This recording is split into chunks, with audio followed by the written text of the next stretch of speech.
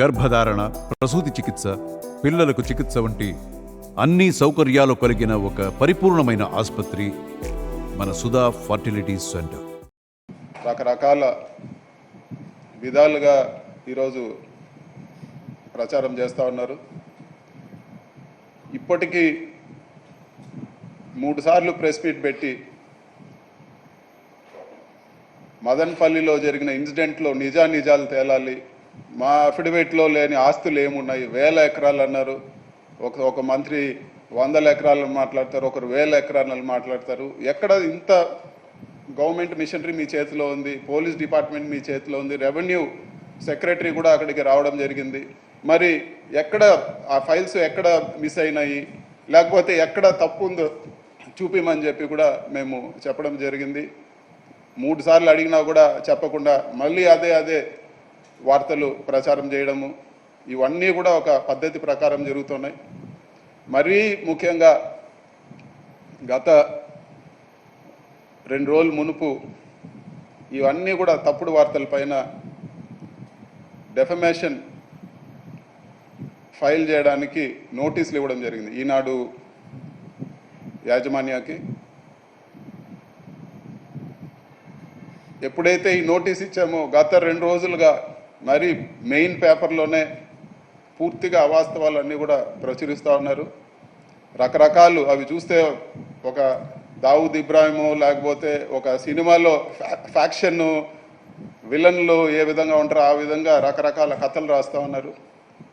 ఇవన్నీ కూడా ఎలక్షన్ ముందు కూడా ఒక క్రమం, ఒక పద్ధతి ప్రకారము క్యారెక్టర్ అసాసినేట్ చేస్తూ రకరకాల దుష్ప్రచారాలు చేశారు. వీటికి కూడా ఆధారాలు లేవు. ఆధారాలు చూపిమంటే ఎక్కడ కూడా ఆధారాలు ఉండవు. ఇన్ని దుష్ప్రచారాలు చేసినా కూడా ఎలక్షన్లో గెలవడం జరిగింది. మళ్ళీ కూడా ఇప్పుడు అది ఓరో లెక్క ఇప్పుడు మళ్ళీ కూడా అదే పద్ధతి కొనసాగిస్తున్నారు. గత 2 రోజులుగా చూస్తే దారుణమైన న్యూస్ రాస్తూ ఉన్నారు. నేను ఒకటే చెప్తా ఉన్నాను, దేశంలో కల్లా అతిపెద్ద స్కామ్ ఈ మార్గదర్శి స్కామ్ అని చెప్పి కూడా తెలియజేస్తాను. సహారా స్కామ్ అనేది ఎక్కడ కూడా దీనికి సరిపోని విషయము. ఇవన్నీ కూడా నిజాలన్నీ నిగ్గు తెలిసే విధంగా ఖచ్చితంగా ఇవన్నీ కూడా పార్లమెంట్లో కూడా నేను రేజ్ చేస్తాను. ఆర్బీఐ కూడా ఈరోజు మార్గదర్శి బిజినెస్ మోడల్నే తప్పు పట్టింది. అఫిషియల్గా వాళ్ళు కోర్టులో కూడా ఫైల్ చేయడం జరిగింది. ఖచ్చితంగా వీటన్నిటిపైన కూడా అడిగే వాళ్ళు లేరని చెప్పి ఒక బ్లాక్మెయిల్ లేకపోతే ఒక అవాస్తవాలు ప్రచురించి ఎదుటి వారిని రకరకాలుగా ఇబ్బందులు పెట్టే ప్రక్రియకు ఈరోజు ఈనాడు మరీ ముఖ్యంగా ఈ గత కొన్ని వారాలుగా గత 2 రోజులుగా చేస్తూ ఉన్నారు. వీటన్నిటిని కూడా అడిగేవారు లేరని చెప్పి ఈరోజు ఇవన్నీ కూడా చేస్తూ ఉన్నారు. ఖచ్చితంగా ఈనాడు సంస్థలు అదేవిధంగా మార్గదర్శి చిట్ ఫండ్ స్కామ్ ఈరోజు కూడా చూసాము. ఉండవల్లి గారు మాట్లాడారు, ఆయనతో కూడా చర్చించి ఉండవల్లి గారితో కూడా చర్చించి వీటన్నిటిపైన అన్ని ఏజెన్సీస్లో కూడా ఎక్కడెక్కడ ఇవన్నీ కూడా రాబో రోజుల్లో ఖచ్చితంగా వీళ్ళ స్కామ్స్ అన్నీ ఎక్స్పోజ్ చేసే విధంగా కూడా చర్యలు తీసుకుంటానని చెప్పి కూడా నేను తెలియజేస్తా ఉన్నాను. ఇవన్నీ కూడా ఒక ప్లాన్డ్గా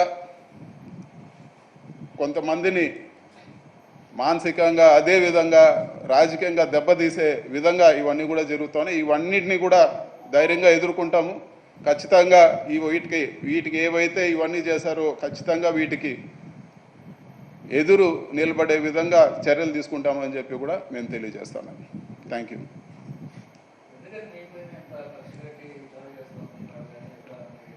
వాళ్ళని అడగాలి, మీరు ఈనాడుని వాళ్ళని అడగాలి. అసలు ఎక్కడ కూడా వాస్తవాలు లేకుండా ఇష్టం వచ్చినట్లు నోటుకు వచ్చినట్లు అసలు అవి ఆరోపణలు కూడా దారుణమైన ఆరోపణలు అన్నీ కూడా చేస్తున్నారు. నియోజకవర్గ ప్రజలందరూ కూడా తెలుసు ఎవరు వ్యక్తిత్వం ఎటువంటిది అని చెప్పి.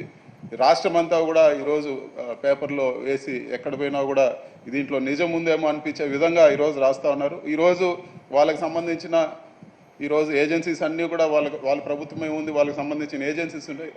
ప్రూవ్ చేయండి. ప్రూవ్ చేయకుండా ఇలాంటివన్నీ బురద కొట్టే కార్యక్రమాలు చేయకూడదని చెప్పి కూడా నేను తెలియజేస్తాను.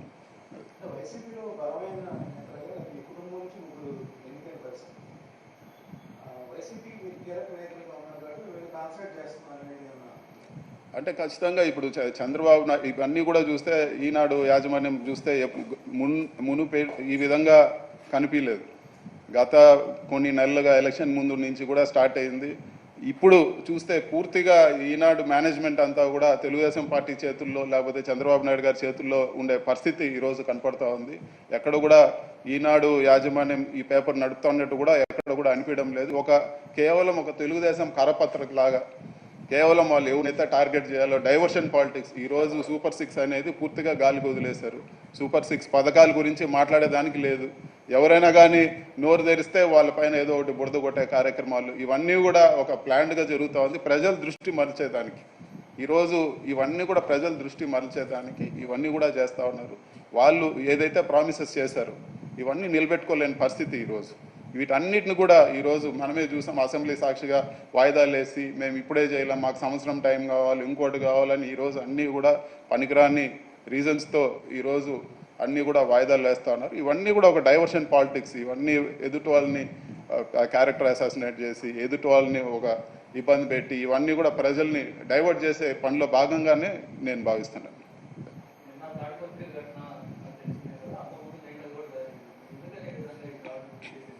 ఇది ఈరోజు ఈ దాడులన్నీ కూడా ఒక పైశాచిక ఆనందం.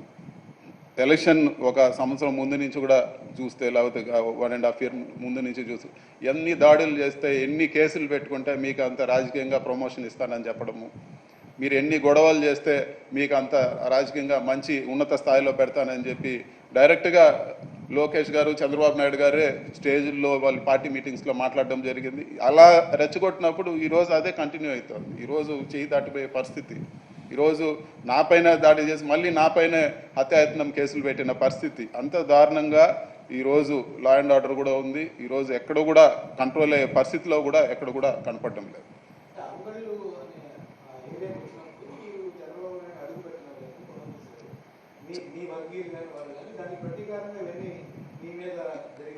రాష్ట్రంలో చంద్రబాబు నాయుడు గారు పూర్తిగా అన్నీ కూడా పర్యటించారు.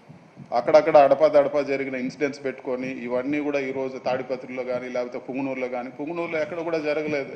తెలుగుదేశం నాయకులు వెళ్ళి పోలీసుల పైన గొడవ చేశారు, కానీ వైసీపీ కార్యకర్త ఎక్కడ ఉన్నారు? ఏ ఒక్కటి కూడా మీరు విజువల్స్ తీయండి. ఎక్కడ వైసీపీ కనీసం ఒక్క వైసీపీ కార్యకర్త ఎక్కడన్నా పుంగనూరులో అతనికి అడ్డంగా వచ్చారేమో అని చెప్పి ఏ రోజు కూడా అలాంటి రాజకీయాలు చేయలేదు. చంద్రబాబు నాయుడు గారు 100 సార్లు వచ్చిపోయారు. చిత్తూరు జిల్లాలో వచ్చారు, అన్ని చోట్ల తిరిగినారు. ఒక్క ఇన్సిడెంట్ ఎక్కడన్నా జరిగింది దాన్ని తీసుకొచ్చి అసలు వాళ్ళు రెచ్చగొట్టి ఈ విధంగా చేయడం వల్లే ఈరోజు ఇవన్నీ కూడా ఇన్సిడెంట్స్ జరిగినాయి.